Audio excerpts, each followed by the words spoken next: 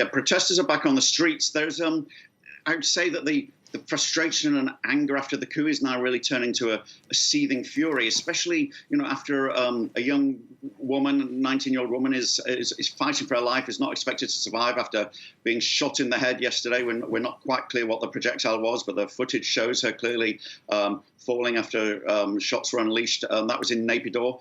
The raid on the offices of the NLD last night has also just added to this sort of sense of absolute anger.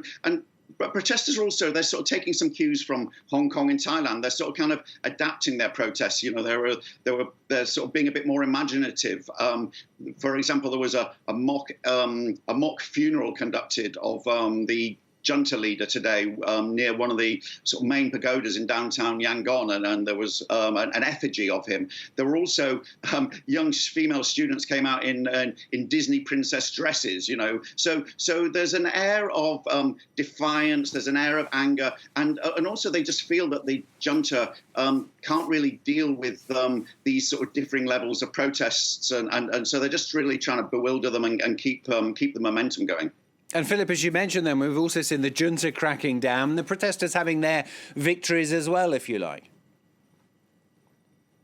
Well, yes, we've, yesterday were the first pictures of police crossing sides in small numbers and joining protesters. Today, there was a much larger crossover in a provincial town of police to the side of celebrating protesters. This is, early days, but it may indicate some level of cracks in the regime. But also, very importantly, there have been larger walkouts by government employees, including some senior officials at the, for example, the Energy Department. We're hearing a number of senior diplomats at the Ministry of Foreign Affairs have stopped working for the government. Now, this is the other side of these protests. We have the actual numbers on the streets, but there's also a push for a civil disobedience movement, and that's attempting to actually undermine this regime from inside by encouraging officials, sometimes senior officials, to stop work and to sort of side with what is now the opposition. So, the protesters are certainly looking at those as signs of cracks in the system, and it really